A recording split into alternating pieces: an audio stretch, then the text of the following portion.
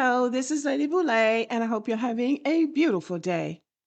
Hello, this is Lady Boulay, and I hope you're having a beautiful day. Thank you for your support. Thank you for subscribing to the channel. Thank you for your comments, and thank you for your thumbs up. Thank you for all you do to support the channel. And yes, we are commanded to love one another, whether we want to or not, or whether we agree with each other or not. And today I have a video that just knocked my socks off, really. This is a white man talking to white Southern people about the Supreme Court's ruling taking away Southern Black people's voices. I thought this video was just so compelling. I just thought it was so compelling. So let me set the stage before we get into it. What you're about to hear is not my message to anybody. This is a Southern white man speaking directly to his own people about the Supreme Court ruling that affects all of us, white, black, rural, urban, everybody. And he wasn't sugarcoating it either. He was not sugarcoating a thing. Sometimes the clearest truth comes from inside the house. So I'm going to step back and let you hear him for yourself.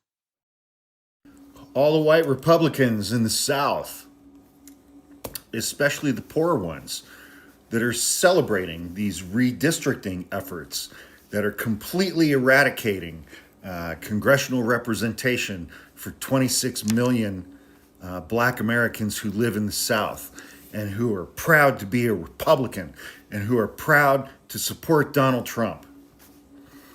Donald Trump and Republicans cut $900 billion from your Medicaid. Donald Trump cut over $300 billion from your SNAP benefits. Donald Trump and Republicans in Congress are responsible for the closure of your rural hospitals because Medicare, Medicaid, SNAP benefits, rural hospitals, and the funding for all of those things doesn't really give a shit if you're black or white. Now, he just said something that isn't said enough by white people. The Republicans don't care about poor white people, but they know that as long as they frame it as black people getting welfare or SNAP or anything, white people will vote against it, which is what the Republicans want. But they believe in their misguided way that the Republicans can hurt black people without hurting them. But let's let this man continue because he's telling it like it is. And do you know who in the South would vote for you dumb, inbred, mouth breathing, fart huffing MAGA dipshits to continue to have Medicare benefits, Medicaid benefits, SNAP benefits, and full funding for rural hospitals?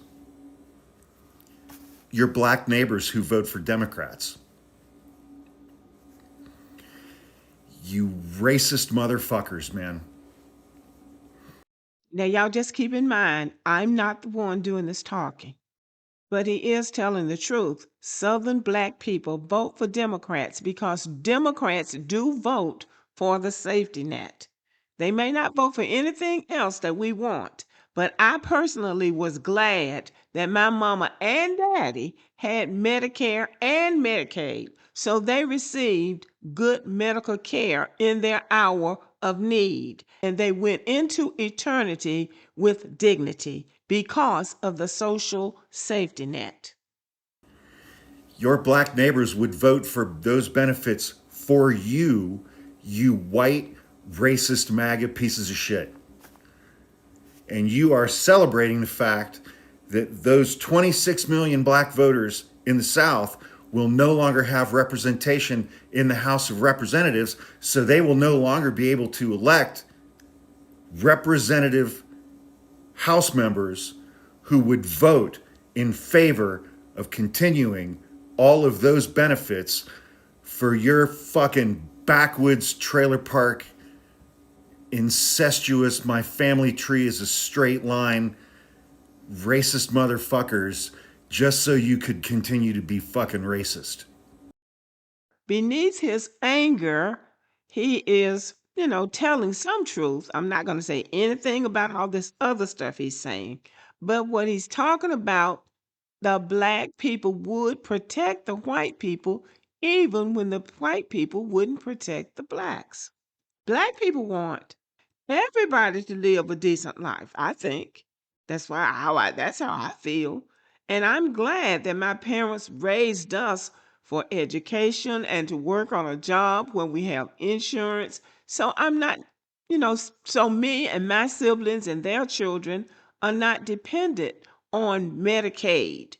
But many people are, many black people and many white people. That's the social safety net. And the Republicans have been trying to dismantle these programs forever.